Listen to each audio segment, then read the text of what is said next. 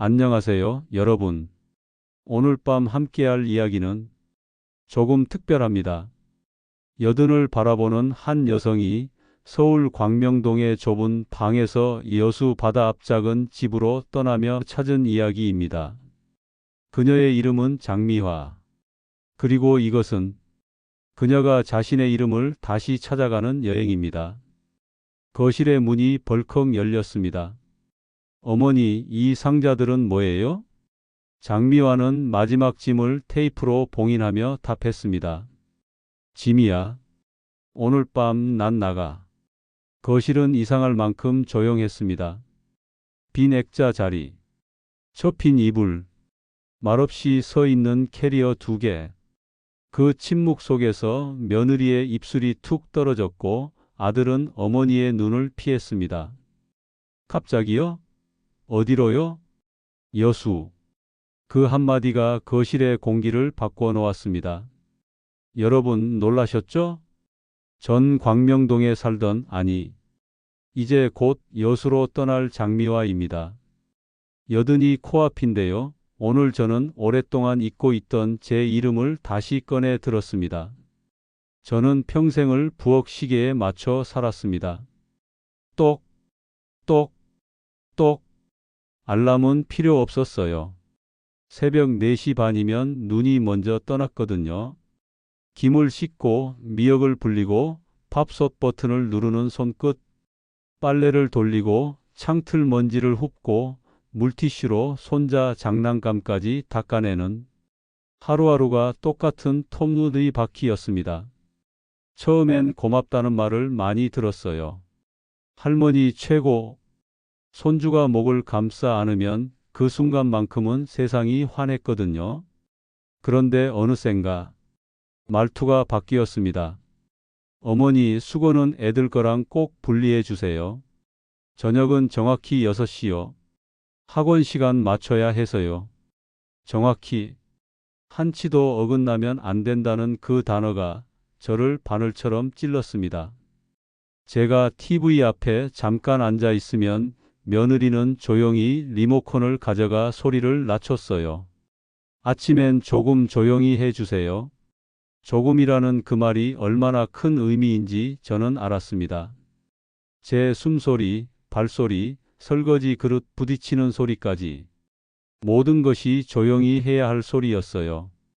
결정적인 날이 있었습니다. 허리는 오래전부터 좋지 않았어요. 젖은 빨래를 들쳐 나르다 보니 척추가 비명을 질렀습니다. 병원에서 의사가 말했죠. 어머니 수술하셔야 합니다. 그동안 너무 무리하셨어요. 집으로 돌아와 조심스레 말을 꺼냈습니다. 나 다음 주에 수술이래. 아들은 한 박자 쉬고 물었어요. 그럼 저녁은 어떻게 하죠? 그 순간이었습니다. 제 귀에서 쾅 하고 소리가 났어요. 제 건강보다 저녁이 먼저였구나. 이 집의 시간표에서 저는 늘 맨 마지막 줄이었구나. 수술 당일 저는 혼자 병원에 들어갔습니다. 간호사가 물었어요. 보호자분은요? 저는 웃었습니다. 괜찮아요. 금방 끝난다잖아요. 마취에서 깨어났을 때 천장은 하얗고 길었어요. 물 한 모금 떠줄 사람도 손을 잡아줄 사람도 없었습니다. 옆 침대 할머니는 손녀가 귤을 까주고 있었는데 저는 반대편 벽을 보았어요. 벽지에 꽃무늬가 물처럼 번져 보였습니다. 퇴원 날 택시에서 창밖을 보며 생각했습니다. 나는 이 집에서 누구였지? 엄마? 할머니? 아니면 무급항상 대기 직원? 며칠 뒤 우연히 들은 대화가 모든 것을 결정지었습니다. 여보, 어머니 계시면 불편해. 친구들도 못 부르고. 나도 알아. 요양원 알아볼까? 요양원. 그 단어가 제 등을 미는 손이 되었어요. 저는 휴대폰을 꺼내 부동산에 전화를 걸었습니다. 팔게요. 제 집 금매로요. 계약은 빨랐습니다. 오래된 아파트였지만 제가 손때로 반짝이게 만든 집이었거든요. 사인을 할 때는 떨림이 없었어요. 살아오며 제 이름으로 가장 단호하게 쓴 글씨였습니다. 이사 상자를 접으며 제 방을 둘러봤습니다. 셋 중 제일 작은 방. 창은 벽을 보고 있었어요. 제 옷장은 얇았고 제 서랍은 비어 있었습니다. 이 집에서 제가 가진 건 늘 남은 자리뿐이었구나. 아들이 여행에서 돌아온 날 거실엔 상자들이 쌓여 있었습니다. 어머니, 이게 다 뭐예요?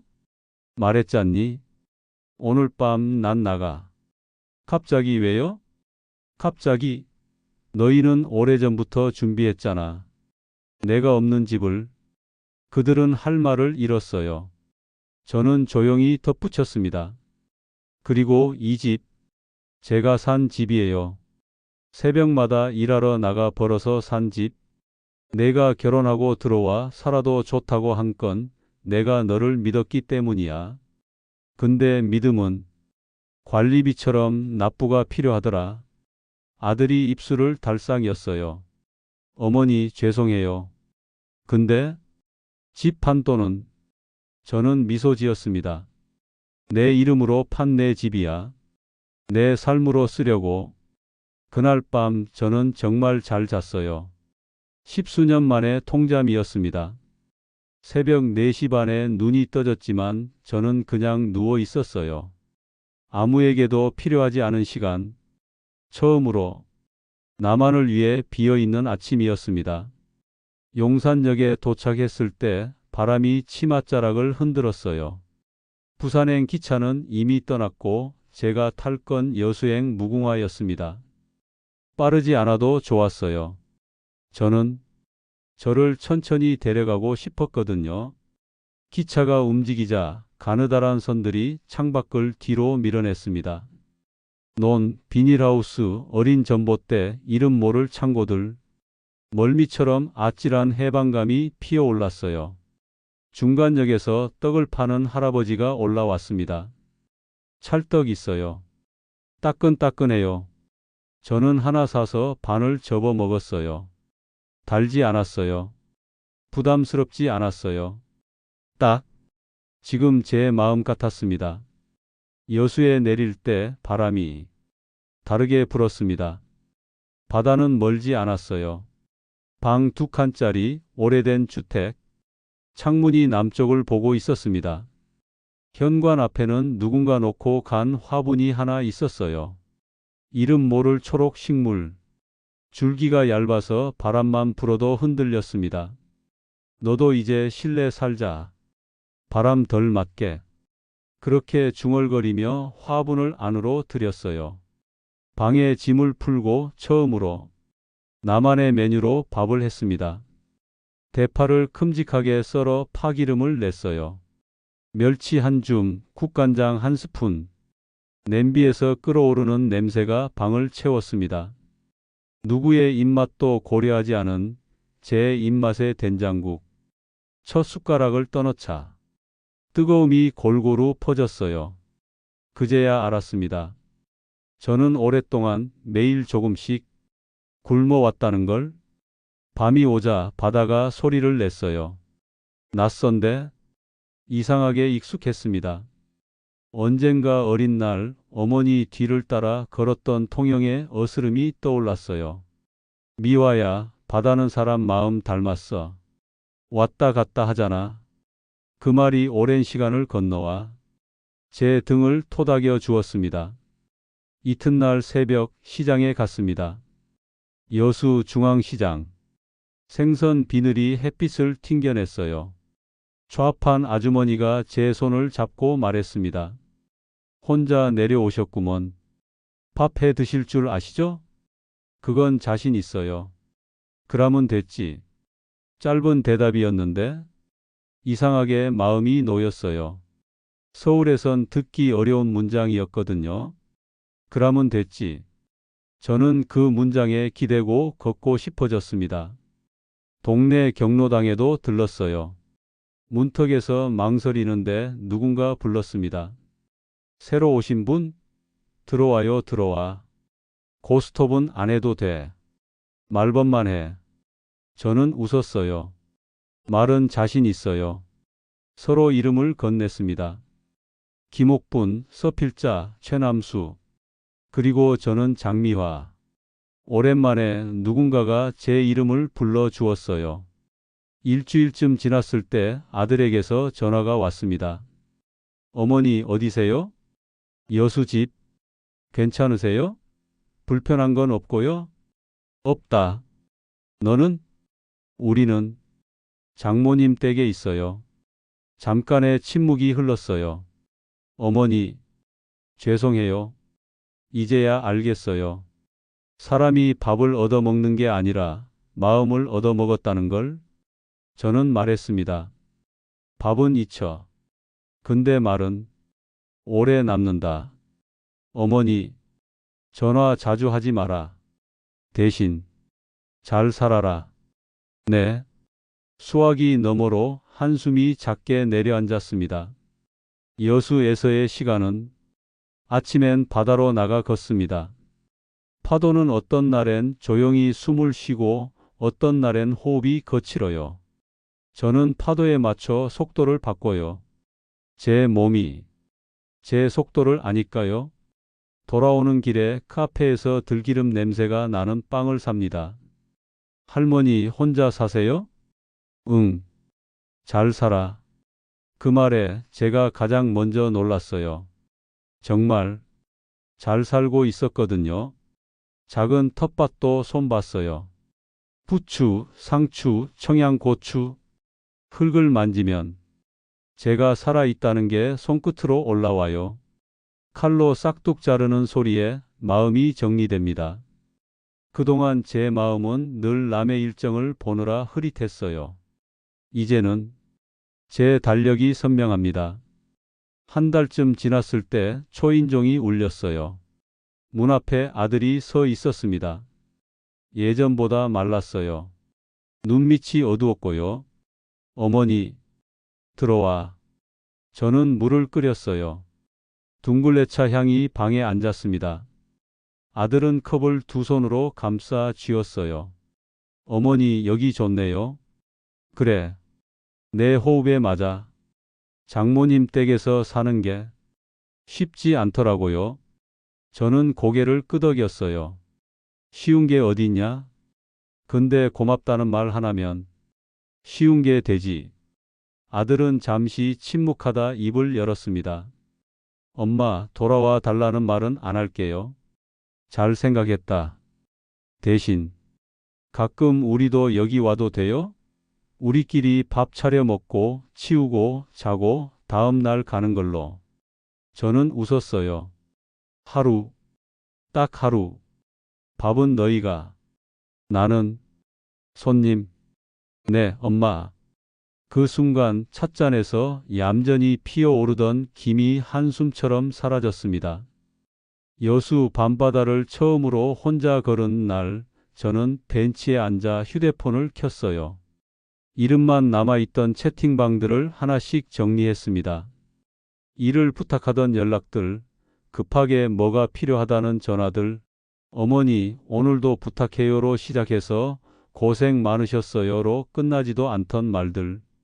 한참을 지우고 나니 화면이 가벼워졌어요. 저는 그 화면을 바다에 비춰 보았습니다. 물결이 작은 네모를 흔들었어요. 그래, 이제는 나를 위해 울리고 나를 위해 꺼두자. 동네에서 친구도 생겼어요. 옥분이는 통영 출신이라 억양이 노래 같고 필자는 춤을 배운다며 매일 오후 3시에 저를 끌고 가요. 언니 허리 좋아졌다며. 허리는 쓰라고 있는 거요. 남수는 말수가 적지만 가장 크게 웃어요. 우리는 시장 끝 포장마차에서 어묵을 하나씩 물고 서 있었어요. 김이 코끝을 간지렸습니다. 미화 언니 뭔가 크게 내려놓고 온 사람 같아요. 맞아.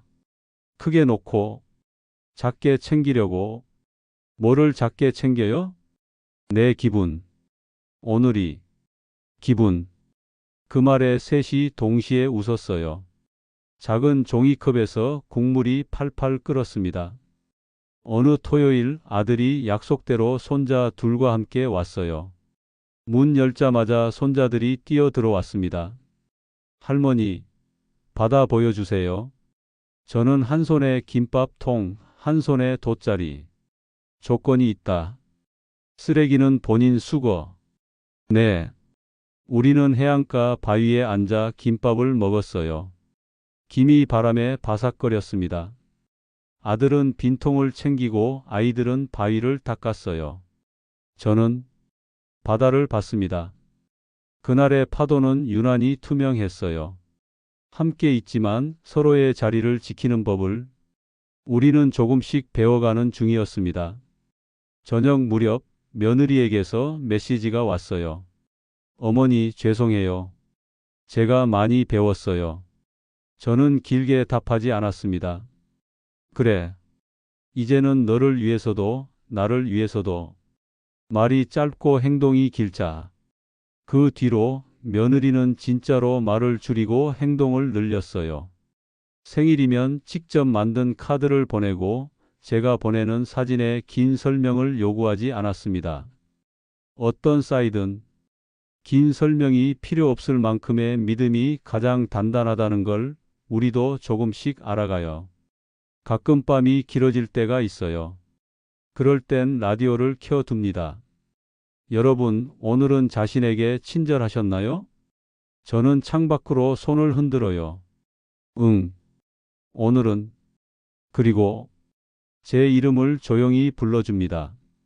미화야, 잘했어. 세상에서 가장 늦게 도착했지만 가장 정확한 칭찬입니다. 청취자 여러분, 여기까지 제 이야기였습니다. 혹시 여러분도 누군가의 시간표 마지막 줄에만 이름이 올라가 있나요? 혹시 조금만 더라는 말에 수십 년을 밀려나셨나요? 인생은 길지 않더군요. 그러니 내 호흡에 맞는 속도로 내 이름으로 걸어가세요. 거창한 결심이 아니어도 됩니다. 내일 아침 커피 한 잔을 나를 위해 천천히 마시는 것부터, 오늘 저녁 설거지를 미뤄두고 창문을 여는 것부터, 처음부터 큰 바다가 필요하진 않아요. 작은 파도 하나면 충분합니다. 이 이야기가 누군가의 첫 파도가 되길 바라요. 비슷한 경험이 있으시다면 언젠가 들려주세요. 서로의 용기가 서로를 비춥니다. 고맙습니다. 다음 이야기에서 또 만나요. 제 이야기를 끝까지 들어주셔서 감사합니다. 여기는 여수의 밤. 다시 장미화였습니다. 안녕히 계세요.